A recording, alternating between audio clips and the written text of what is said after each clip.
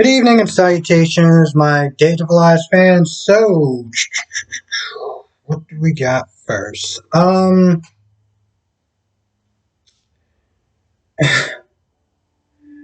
Let's start off where we left off last time with EJ saying something that, even to this day, I know it's only been like a day, but even today, I'm still just like, on what planet did he think saying that was a good idea? On any level. As far as, well, you can think of it this way. If, the baby dies, then you and Sean can get back together. What? Honestly, tell you, even saying that sentence made me sick to my stomach. And this man is a father. I don't. Now, later on in the episode, he did apologize for that and said that it was his a heavy-handed attempt to make her feel better. But I don't. What? Now, Bella pretty much berated him for that and then decided to go to the hospital to support Sean. Get there, and apparently she already gave birth, but the baby's fine, it's just very premature. Romalina got there, EJ got there. Because EJ was sitting there talking to the painting of Stefano, like everyone in that house does, um, realizing that he royally screwed up. So he went down there and he sees Bella hugging Sean because Bella was basically sitting there saying like what happened to Jan Spears as far as the placenta abruption, I think that's what it was called. At the time that, he I tell you, I almost kind of felt like maybe you probably shouldn't have said that. Like she knew what it was because it happened to a coworker of hers. And she knew what the results of that was. So maybe telling them, that, her coworker lost her baby might not have been the greatest strategy. Anyway, they're hugging, and EJ just kind of stands there for a good second. But then he comes in there and, he wants to sit there and see how the baby's doing. Sean acts like a dick.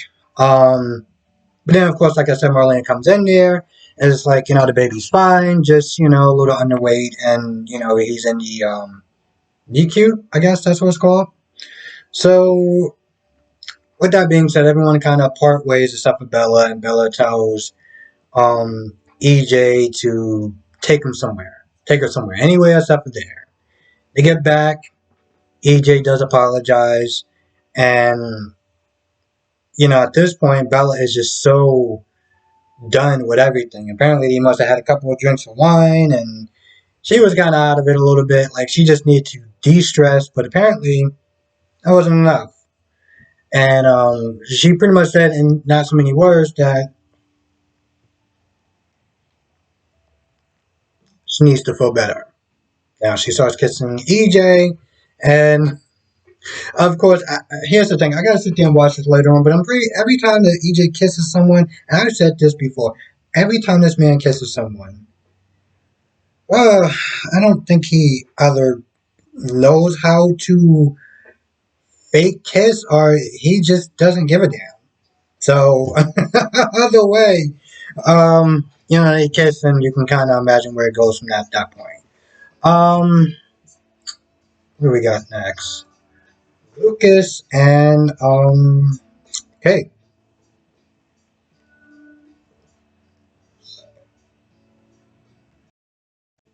So anyway, Kate sees Lucas near the drink, that Clyde left, and Kate's like, what are you doing?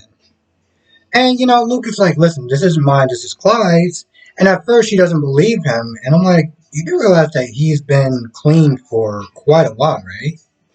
Like, why don't you at least give him the benefit of the doubt? But eventually she does believe him. She does sit there and drink from, Clyde's drink, and she's all like, she's stressed out. Now she tells EJ that, Chad did tell Abby. Now this stresses him out. He's freaking out. He's like, why would he do that? This, that, and the third. I could be going to jail, yada, yada, yada. Now, of course, Kate's like, listen, Chad said that, Abby isn't going to say anything. Apparently, they're half related. Like, pretty much all in that town is like that whole town, that family tree is so it's so tight knit that I feel like how do they not accidentally wind up kissing their cousins or kissing their cousins? Like, how does that just not happen? Um. Anyway, he's freaking out. Okay, he's freaking out, and at this point, Kate's like, "Listen, why don't you just tell the truth? Just do yourself a favor and tell the truth." Now, of course, Lucas looks at that like, how is that going to actually help me? First of all, I'm going to lose Sammy. Second of all, I'm probably going to want to go into jail. Third of all, I'm going to wind up losing Sammy, and I'm going to want to go into jail. So none of those outcomes really work for him. The kind of part where, Kate leaves. Lucas grabs a drink from behind the bottle. I mean, he grabs a drink from behind the bar. I'm like, bro, what are you doing? I mean, on top of that, I'm like, I'm pretty sure there's cameras there. Why didn't you just not just buy? I don't understand what he was. I don't even think he was thinking. I'm like, why didn't you just sit there and just buy the drink at that point? At least you wouldn't be stealing at this point. Anyway, he grabs the drink, grabs the bottle, and next thing you know, he wakes up um, at the Salem Inn, with the bottle in his hand, just all hung over and just like he's just in a fog. Like he's literally just, and he passes out again.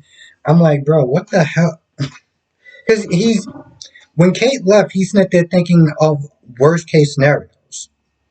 And I'm like, bro, I don't know on what planet did you think that this was not going to bite you in the ass? And I actually sat there and I was like, bro, you were sitting pretty for a hot minute, getting all cozy and everything like that with Sammy, just living it up and, I don't know, skiing or whatever the hell it is that y'all were doing. So I'm like, bro, you had your fun. Okay, you had your fun for quite a while. And now reality is coming back down to literally, it's just coming back down. So, yeah. Sarah comes to see Marlena because she's talking about how she's having hallucinations. Now, what I find really interesting about that is that it happened off screen, and the last time I remember something happening off screen was when Jack talked to I was about to call him Ned, Justin about representing Gwen. Now, this happened off screen, but on YouTube they got something called Days of Our Lives. I think it's called The Cutting Floor or something like that, and it's pretty much all the scenes that they wouldn't include in the regular episodes for reasons. And honestly, tell you the truth, the thing is, I understand. I know a lot of people got upset about it, like, oh, why did they cut this part out? I was like, bro, listen, if they left in everything, the show would be a lot longer than it's necessary. And to be honest, I am glad that they do cut a lot of stuff out because GH has a it's so much filler in it. And granted, this had a bit of filler too, and this is one of the things they decided to cut out. Um, but I feel like I may have to sit there and try to track to see if that scene actually did come into play. Basically, she was having a hallucination that it was Kristen, and she was about to attack Kristen, and it turned out it was Tony. Now, Marlena's like, listen, you may have a couple of side effects because your dosage was a lot different than Abby's. Take this one day at a time. They can sit there and adjust the dosage or whatever, but like, just, let's not go into full blown panic mode because Sal was like, yo, listen, I'm losing it. Marlene's like, you should sit there and talk to Abby. But first, she goes to talk to Gwen. And she gets there, and Gwen, here's the thing, Gwen will never become, I feel like by the time that Gwen becomes a redeemable character, I probably don't either stop watching it or I'm probably like in my 60s. I'm imagining that's if she actually stays on the show or if they keep the character on the show. because it's like she learned nothing. She plays the victim. She's like, "Oh well, you're fine," because Sarah comes in and Sarah's like, "Oh, yeah, you're the person that left me shit on the island. You drugged me and everything like that." And Gwen is like, "Oh well, it was Abby's fault. Abby left the syringe there, and if it wasn't for Abby, it was like, all right, cool. So you're just not gonna take any responsibility whatsoever, right?" And of course, Gwen's like, "Well, I gave him the like I gave him the location of the antidote, so you're fine now and you're perfect and everything is all well and good and this, that, and the third." And I'm like, you didn't learn a damn thing. So when Gwen leaves, I mean when Sarah leaves, Gwen makes a couple of calls. The first call that she makes is to Leo. She calls Leo and she's like, "Yo, listen, I need you to sit there and take a knife and plunge Abby in the heart because if I can't be with my dad, she shouldn't be allowed to see him either." And I'm looking at this whole thing. I'm like, I,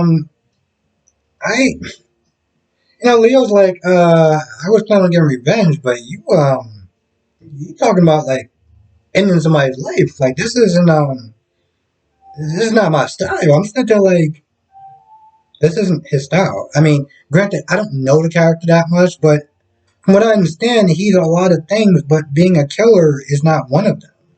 Um, he hangs up the phone, goes around, and at some point he winds up in Chaz and Abby's room. Now, after Chad and Abby sit there talking about Gwen and everything like that, they decide, they want to continue trying to have a baby. So they go back to the house and they start, well, at this point, we're all adults, so we know what they do. And prior to that, Leo wound up being in a closet. So I'm pretty sure he heard all of that. Like, all that. Now, at some point, their kids came in there. They wanted to go see the new Minions movie, and I'm like, that's nice. They want to go see another Universal movie. That's special. I'm waiting for one of them to sit there and talk about Fast and the Furious. I really am. I get it. I get it. I get it. I get it. Watch GH, and I mean, almost every other year, somebody was dressed like a Marvel character. So I get it. I ain't mad at them. I personally think every time. Here's the thing. Every time that I think about the Minions, the first thing that comes to my mind is I want a Twinkie. Okay. I remember I watched one Minions movie, and the whole time I'm like, I gotta go to the supermarket to get a Twinkie. Like I wanted a Twinkie like there was no tomorrow. After they were done whatever they were doing, their kids came in there. They wanted to see the Minions. Well, Abby's busy. She got work to do, so she decides to stay. They all eventually want to leave the room, and Leo, I guess, gets out the room, and I guess he gets another call. I'm assuming he gets another call. All I know is at the end of the episode, Leo is seen running back to his place, and he's like sweating and everything like that. I think he might actually had a knife. And granted, I gotta sit there and watch it again, but I'm like, does he have blood on his hands? Like, it looked like he had blood on his hands. It's hard to tell because I was watching a copy on YouTube, so, that was like my first mistake. Especially for details like that. But, at this point, everyone knows, everyone should know that they're going to be doing a who did it. Who killed Abigail. And by the end of the episode, when Chad comes back to go get Abigail, he sees her just lying slumped on the bed, blood, and at this point he's freaking out. I'm like, bro, call the cops. Call the cops now. Call a doctor, call somebody. I mean, come on now. At this point, we all know how these crime things usually go down. The first person of interest is always going to be the spouse. So I'm like, bro, get that out the way now. Just get it out the way now. Now, what I want to sit there and say before I end this, because I feel like that's pretty much about it for the most part. I gotta sit there and double check my notes.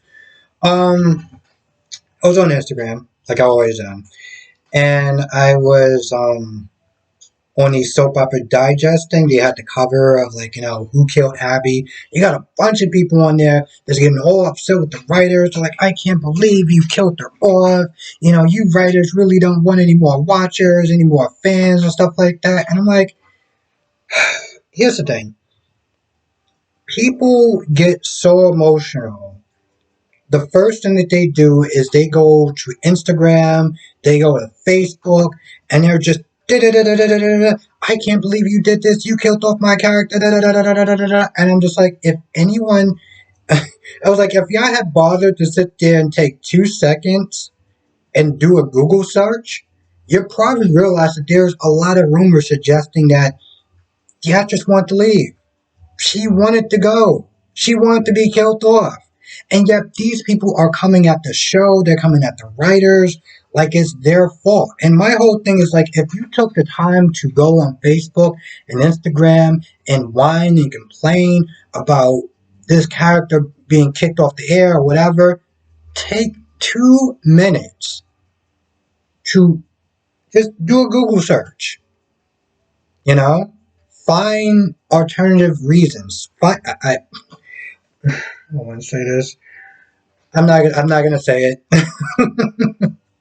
but I think I'm just gonna say it. There was this word going around. It's called alternative facts. Okay, it was literally called alternative facts. I think that was probably the stupidest thing I ever heard, but I thought it was a really fun meme. My point, my point of all this is that if you're gonna go online and you have access to the internet, and you have access to sit there and look for answers before you start shooting off on the mouth, just shooting off with the mouth and just giving all these people a lot of blame. And in reality, it may not be their fault. Now, don't get me wrong. There are a lot of times where it's not made very clear. Um, but the actress that played Sarah, she posted on her Instagram that she was leaving. She was leaving. She was like, "Yo, listen, I can't do it. I need to take some time to myself. I just can't do it." And people got upset with the show and with the writers. And what they didn't understand is if they would have sat there and did a Google search, they would have realized that it was her choice to leave. And he probably wouldn't have been so angry and so upset, but it's the first thing that they do. And I, tr- I don't want to just say I try not to judge people because let's be honest, I do. But I try not to judge people too harshly because I realize that with these shows, with these characters, you get emotionally invested. And it makes sense to sit there and have some sort of emotional response. But a lot of times, it'll take 2 minutes, 5 minutes max, if you sit there and look and realize, all right, you know what? Listen, it's not the writer's fault. It's not the show's fault. The actor chose to leave. It is what it is. Um, Now, don't get me wrong. There's times where they will literally kick people to the curb, even though that they want to be there. Um, And sometimes they do it in the most foul and effed up way possible. I'm going to be completely honest. In times like that, then yeah, come after the writers, come after the show. Um, Especially the way that they've done things like that in the past.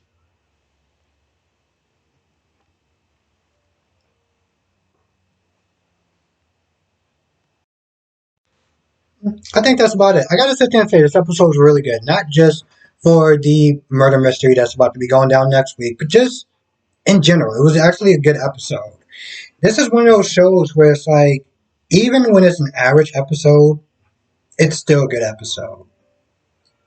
And the thing that always blows me every single time, and I've said this multiple times, is that even an average episode on this show can be better than an average episode on GH. Don't get me wrong, I love GH. I've been watching the show since 2000. Okay, literally 2000. There's times where this show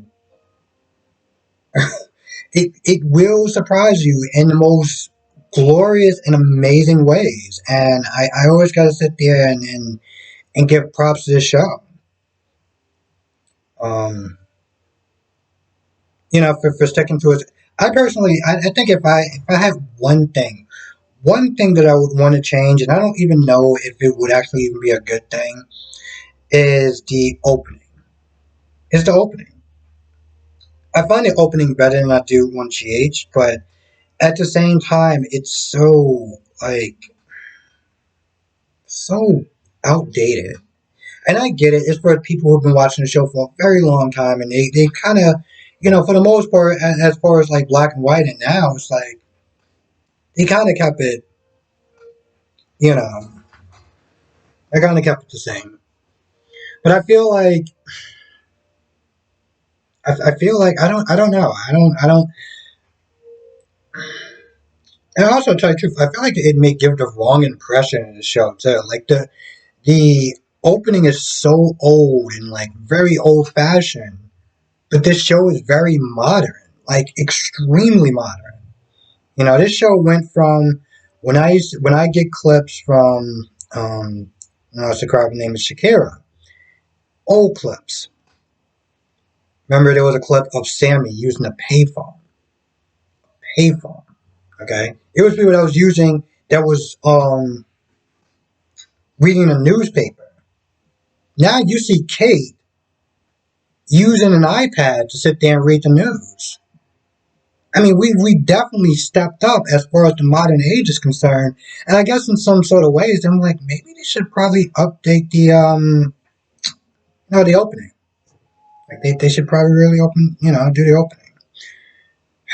I don't know. I feel like, honestly, to tell you the truth, to this day, I feel like if I look at the current openings now, as far as like their intros, B&B still got it. I would sit there and say GH like the early 2012, 2011 because I felt like that was probably the best one. It was so like energized, but now it's just so lazy to be honest. I gotta give it to B&B. B&B is first. YNR is second, and I guess this one is third. Anyway, I feel like that's about it. So with that being said, I'm gonna go. I want to thank you for watching. Be safe. Let me know what your thoughts are in the comment section below. Have a great, safe, amazing weekend, and I will see you in the next video.